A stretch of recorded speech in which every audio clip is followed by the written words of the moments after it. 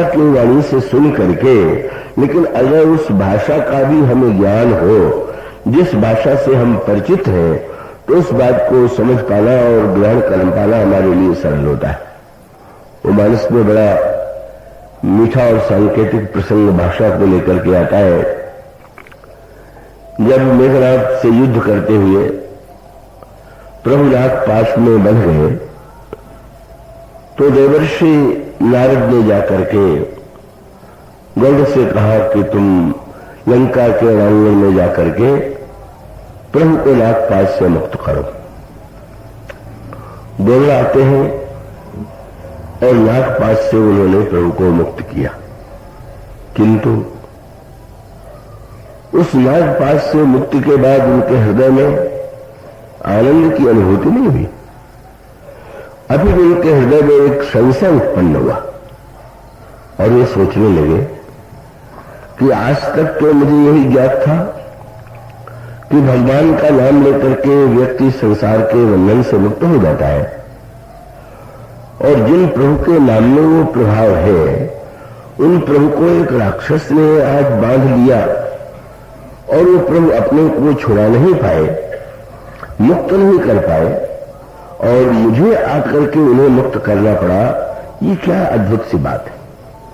भव बंधन से ते छूटे ही नर जप जाकर नाम, खर्व निशाचर बांधे नाग पास सोई राम।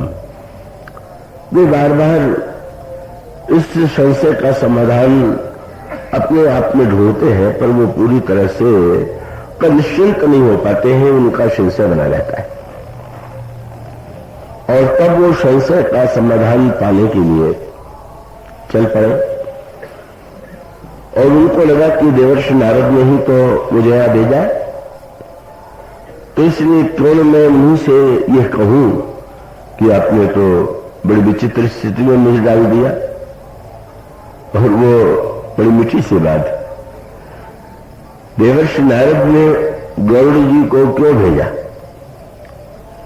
क्योंकि गरुड़ सर्पों को खा जाते हैं, सर्प उनसे डरते हैं, तो इसलिए गरुड़ को भेजा गया। लेकिन गरुड़ जी ने कहा, भुजबल जी से बड़ी एक मीठी बात की। उन्होंने कहा, लंका के युद्ध में जाकर के मैं तो बहुत संकट में पड़ गया कि मैं ये समझता था कि मैं सर्पों को खा जाने वाला, पर लंका के क्षेत्र में तो सर्प ने ही मुझे डस लिया। आपको सर्प ने डस लिया। बोले, श्री राम को भले ही मैंने नागपाश से मुक्त कर दिया हो, पर महाराज वो जिस सांप ने मुझे डस लिया वो तो बड़ा भयावना सर्प है, और वो सर्प तो मुझसे भी नहीं डरा, और सचमुच आज तक उस सर्प के विष को मैं उतार नहीं पाया हूं, और इसीलिए तो आपके पास आया हूं। आपको किस सर्प ने काट लिया? तो उन्होंने यही कहा, संशय सर्प ग्रसे ही नहीं काटा। महाराज, मुझे तो संशय के सांप ने काट लिया, संशय के सर्प ने डस लिया। और ग्रामीण भाषा में वो जो सांप का विष जब चढ़ता है, तो एक प्रकार से जो एक बार बार व्यक्ति को कभी तीव्रता की अनुभूति होती है क्षण में, उसको मैं उत्तर प्रदेश के गांव में तो जो शब्द कहते हैं तुलसीदास जी ने उसी का प्रयोग किया है। मैं नहीं जानता कि यहाँ के गांव में उसके लिए क्या शब्द है। तो गांव में कहते हैं कि सर्प जब काटता है तो लहर उठती। लहर उठती का अभिप्राय कि जैसे नदी में कोई जल बार बार उछले, तो उसी प्रकार से वो जैसे नदी में लहर उठ रही हो, तो जहर जब सर्प काटता है तो एक प्रकार की लहर उठती। तो गरुड़ जी ने कहा कि महाराज, संशय के सर्प ने मुझे काट ही नहीं लिया, अपितु लहर भी बड़ी जल की लहर नहीं, सांप को काटने के बाद जो लहर उठती है वो मेरे जीवन में आ गई। तो कौन सी वो लहर है? तो लिखा, संशय सर्प ग्रसे बहु ताता और दुखद लहर कुतर्क बहुराता। जब संशय हो और उसके बाद कुतर्क उठने लगे तो समझ लेना चाहिए कि सर्प का विष जो है लहरें ले रहा है और ऊपर की ओर चढ़ता जा रहा। कई जो विषैले सर्प नहीं होते उनमें लहर नहीं उठती, जो विषैले सर्प होते हैं वो तो उसमें लहर उठती है। तो उन्होंने कहा एक ओर तो संशय के सांप ने मुझे काट लिया और दूसरी ओर कुतर्क की लहरों के द्वारा वो विष जो है मुझे सताने लगा। और तब गांव में अभी ये परंपरा है, औषधि के द्वारा भी चिकित्सा होती है, पर बहुधा लोग ढूंढते हैं कोई ऐसा मंत्र जानने वाला हो कि जो सर्प के विष को उतार दे। तो इस सर्प के विष को उतारना भी कठिन है, गिने चुने ही लोग होते हैं। पर जब किसी को संशय का सर्प काट लेता है और संशय के सर्प के साथ साथ व्यक्ति जब कुतर्कों से भर जाए तब क्या करे? और इसका अभिप्राय क्या है कि बड़े से बड़े बुद्धिमान व्यक्ति भी गौड़ महान ज्ञानी है, पर महान ज्ञानी होते हुए भी, बुद्धिमान होते हुए भी ये संशय ऐसी भीषण वस्तु है कि वो बड़ा से बड़ा व्यक्ति भी कौ संशय के चक्कर में आ जाता है। और महाभारत में, रामायण में, सारे पुराणों में यह आपको स्पष्ट दिखाई देता है कि बहुत बड़े कहे जाने वाले व्यक्तियों के जीवन में भी संशय का उदय कभी न कभी होता। और तब उस संशय के समाधान का उपाय क्या है? और तो उसका उत्तर यही है कि जब संशय का सर्प डस ले तो हमें चाहिए ये जो मंत्र जानने वाले हैं उनको भी बड़ी अद्भुत संज्ञा दी गई है। संस्कृत साहित्य में उनको गारुड़ी कहा गया, माने गौड़ जैसे सर्प के विष को उतार देते हैं, इसी प्रकार से मंत्र के द्वारा जो सर्प के विष को उतार दे वो गारुड़ी है। तो काकभूषणी जी ने यही कहा कि महाराज, काकभूषणी जी से गौड़ जी ने यही कहा कि मैं तो संसार में प्रसिद्ध गरुड़ हूं, किंतु लंका के रणांगण में जब सर्प के संशय के सर्प ने मुझे डस लिया तो मैं उनको खोजने के लिए चल पड़ा, पर वो ऐसा विचित्र सर्प निकला कि कोई व्यक्ति उसको विष को उतार ही नहीं पा रहा था। उतरा कैसे? बोले तव स्वरूप गारुड़ी खगनाए, ये आपका जो स्वरूप है भूषणी जी, ये गारुड़ी बन करके एक गरुड़ मैं हूं और एक गारुड़ी आप है। और आपकी विलक्षणता तो यह है कि जो गरुड़ संसार के सर्पों को नष्ट कर देता है वो स्वयं संशय सर्प से मुक्त नहीं हो पाया। और उस संदर्भ में उसका सरल सा ये तो काव्य है। इसका तात्पर्य है कि जब हमारे अंतःकरण में कभी संशय का उदय हो तो हमारा कर्तव्य है कि उस गारुड़ी की खोज करें। कई जो सर्प है और उसके जो मंत्र ज्ञाता है वो विवादास्पद हो सकते हैं, लेकिन उसका उपाय क्या है कि जो संत है, सत्संग जो है, वही जाकर के व्यक्ति के संशय का समाधान होता है। संशय के सर्प का अगर व्यक्ति चाहता है कि विष उतर जाए तो उसे सत्संग में जाना चाहिए। तब गरुड़ जी ने बड़ी मीठी बात कही कि मेरा तो ऐसा विष था कि बड़े बड़े जिनके पास मंत्र जानने वालों के पास गया, उन सब लोगों ने विष उतारने की संभावना से ये कह दिया कि मेरे लिए संभव नहीं। किस रूप में? सबसे पहले गरुड़ जी नारद जी को उलाने देने गए, आप मुझे सर्प से छुड़ाने के लिए आपने भेजा था कि मुझे सर्प से डसवाने के लिए भेजा था? आपने ऐसा भेज दिया कि मुझे स्वयं संशय के सर्प ने काट लिया, तो अब तो बहुत बड़े महापुरुष है, इस विष को उतारिए। पर नारद जी ने ये कहा कि ये तो बहुत कठिन है, मेरे हृदय में भी अनेक बार संशय हो चुका है। और उन्होंने यही कहा कि सुनु खग प्रबल राम कह माया, विपुल बार जी मोहि निचाया, इसलिए इस का समाधान तो मेरे पास नहीं। कहा जाऊं महाराज? और तब उन्होंने कहा कि सृष्टि रचयिता ब्रह्मा के पास आपके प्रश्न का समाधान आपके संशय का समाधान हो सकता है, संशय सर्प का विष उतर सकता है। और तब वो पहुंच गए। तब खगपति विरंच पह गए, निज संदेह सुनावत भय। जा करके उनको भी सुना दिया और उन्होंने भी नारद का ही उत्तर दोहरा दिया।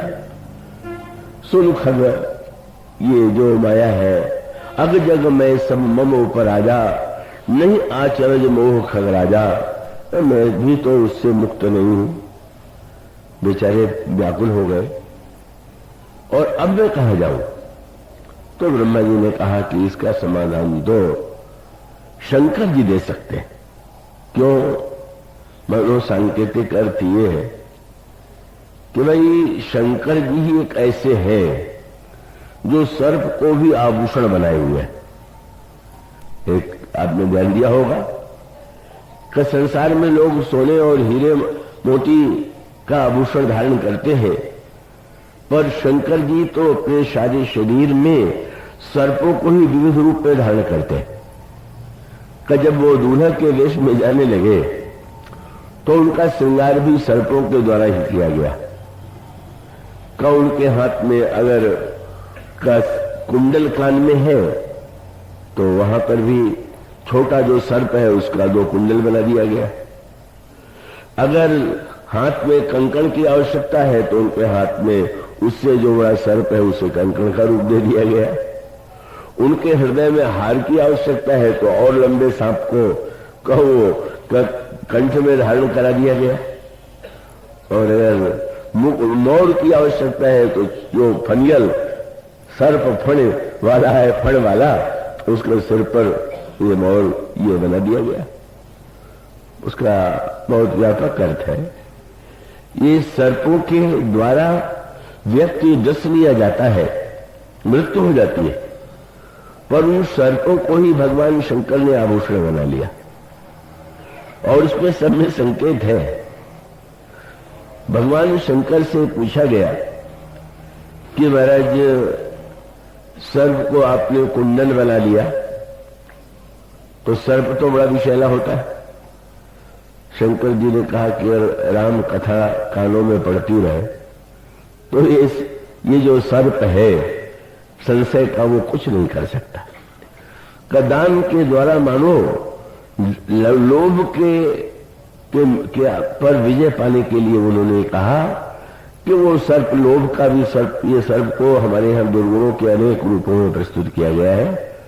तो जो व्यक्ति निरंतर दान देता रहता है तो वो उसके जीवन में वो लोभ का सर्प भी कुछ नहीं कर सकने में संभव है। तो भगवान शंकर से बढ़ करके इसका समाधान कौन देगा? और तब भगवान शंकर के पास वे पहुंच गए।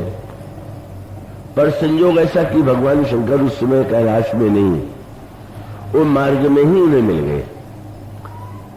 यहां पर 3 बड़े महत्व के सूत्र हैं।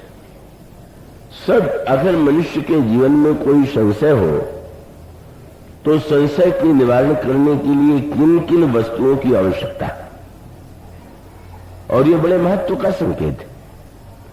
इसका अभिप्राय ये है कि एक तो हम उस उपयुक्त व्यक्ति का चुनाव करें कि जो इस कला में निपुण हो। ये मानो भगवान कृष्ण भी जब गीता में संकेत करते हैं तो ये कहते हैं कि अगर तुम तत्व ज्ञान पाना चाहते हो तो जो स्वयं तत्वज्ञ नहीं है उससे अगर तुम तत्व पाने के लिए जाओगे तो कहां से देगा? तो एक तो तत्वदर्शी चाहिए, लेकिन उसके साथ साथ जो पूछने वाला है का उसमें क्या होना चाहिए? आप बड़े से बड़े महापुरुष के पास अपने संशय का समाधान का करने के लिए जाएं, पर स्वयं आप में उसको ग्रहण करने की पात्रता है कि नहीं? और इसका बड़ा सरल उपाय है, और सरल उपाय सीधा सा है कि जब आप कहीं पर कुछ लेने के लिए जाते हैं तो आपका बर्तन खाली होगा तभी तो आप लेंगे, और बर्तन अगर आपका भरा हुआ है तो सामने वाला देगा भी तो देगा कहां? उसे आप धारण करेंगे? कहां करेंगे? मुझे तो बहुत बार ऐसा अनुभव होता है।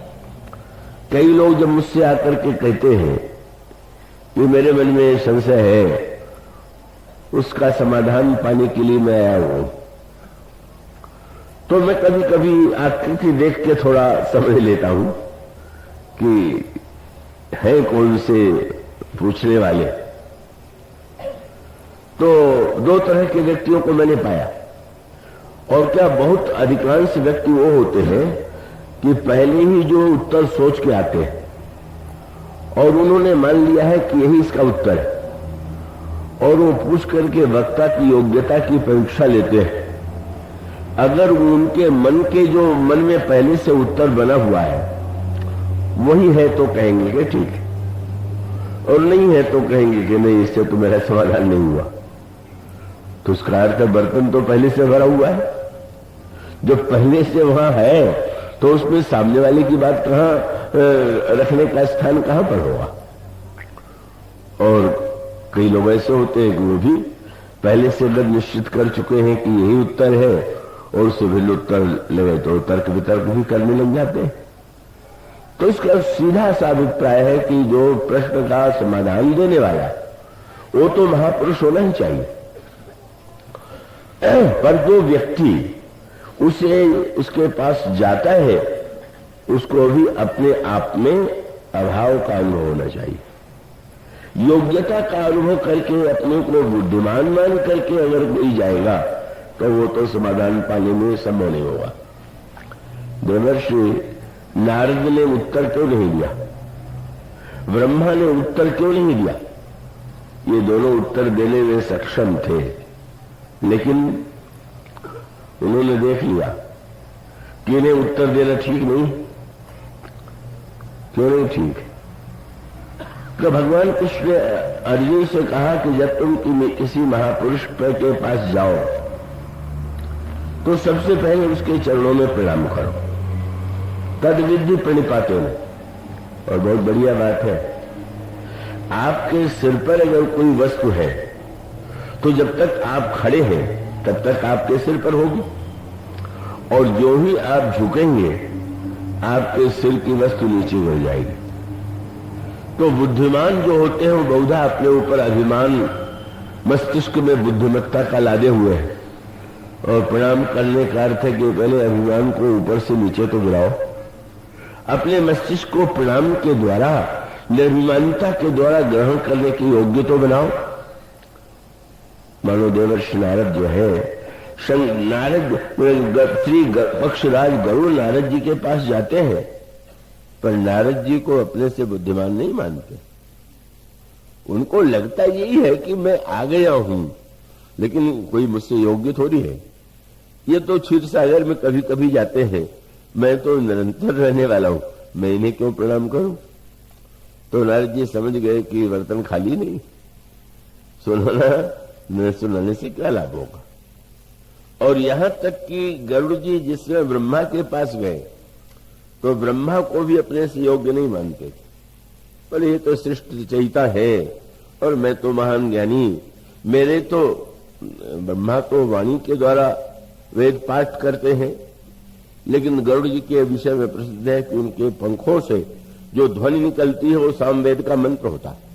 अरे तो मेरे तो पंख से ही वेद ध्वनि निकलती है, ब्रह्मा को मैं प्रणाम कैसे करूं?